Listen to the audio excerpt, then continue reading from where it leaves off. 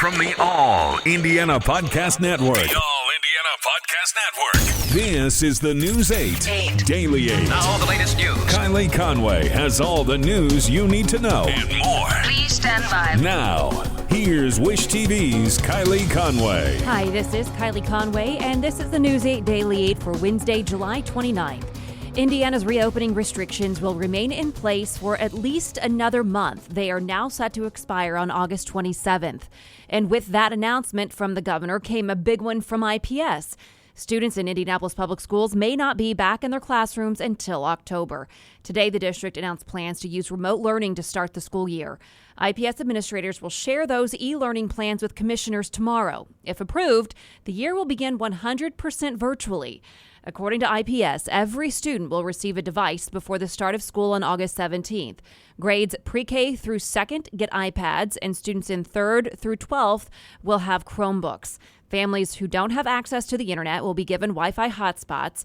The district is also setting up learning hubs for select students. These will be physical spaces where children who struggle with remote learning can come in for help. Superintendent Alicia Johnson says she hopes setting October as a possible return date gives families some relief. Johnson says teachers have the option to work from home or in their classrooms. A more in-depth version of what remote learning will look like for families will be laid out at tomorrow night's board meeting. High school fall sports will go on as planned. The IHSAA said today that girls' golf practices will start on Friday. Other sports began Monday. Several districts have said students who are enrolled in only online learning this semester cannot participate in extracurricular activities. You can find more information about each district right now at wishtv.com. And earlier today, Governor Eric Holcomb extended the state's eviction moratorium to August 14th. That moratorium was scheduled to end this weekend. According to a survey by Stout Rishus, 42% of Indiana rental households are at a risk of eviction right now. Many renters and landlords alike are struggling. Some landlords are working with tenants and vice versa. State health officials confirmed 630 new coronavirus cases today. Those cases all are from yesterday. About 64,300 Hoosiers have now tested positive. Another 8 people have died. That brings the total number of deaths in Indiana to 2,733. Hospitalizations did fall to 837 after being more than 900 yesterday.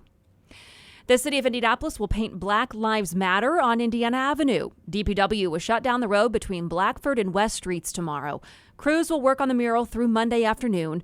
Traffic will be directed to the West Street, MLK Boulevard, 10th and 11th Streets, and University Boulevard. The City County Council signed off on the project earlier this month. The Indianapolis Urban League is donating the supplies, and Black artists will help complete the mural.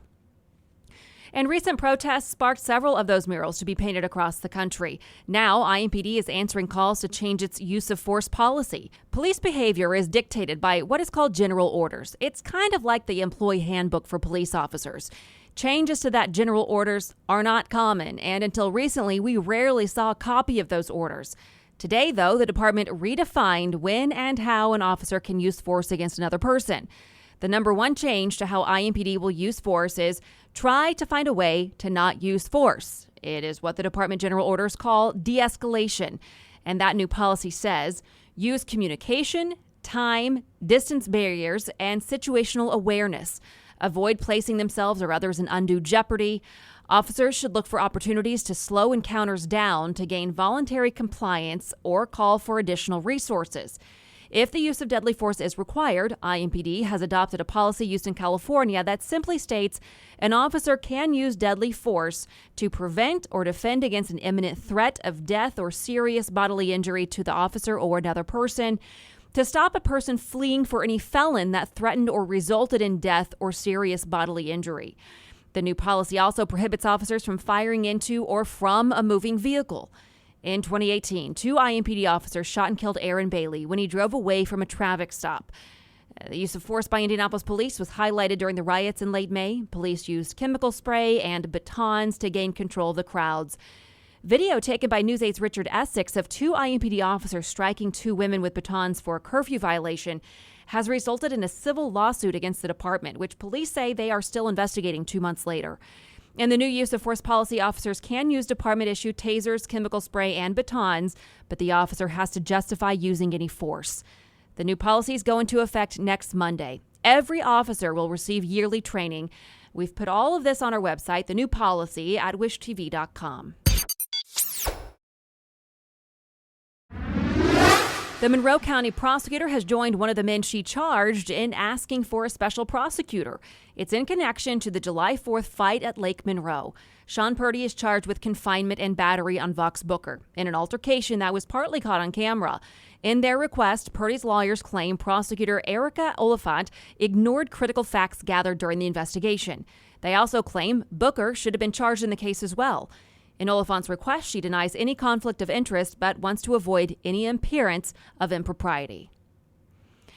The U.S. Navy is honoring the 75th anniversary of the attack on the USS Indianapolis. A wreath-laying ceremony and moment of silence was held today at the memorial on the canal downtown. On July 30th, 1945, just after midnight, the ship was hit by 2 torpedoes from a Japanese sub in the Philippine Sea. The ship sank quickly afterwards, sending hundreds of sailors into the water. They spent 4 days fighting for their lives. Today, there are just 6 living survivors. The youngest is 93 years old.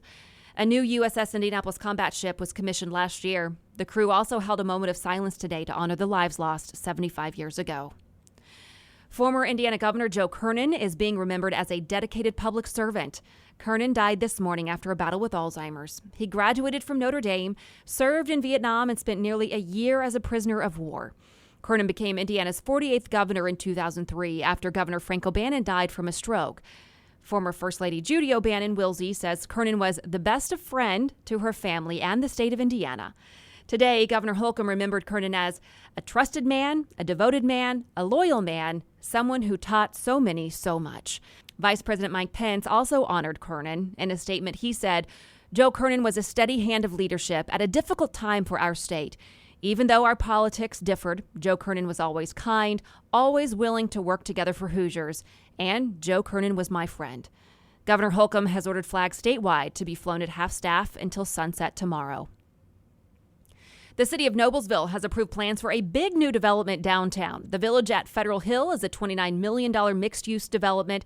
It'll be located on the west side of the White River near Federal Hill Commons. The project includes more than 160 apartment units and 36,000 square feet of commercial retail space. It also includes more than 430 parking spaces. Construction is set to begin next spring.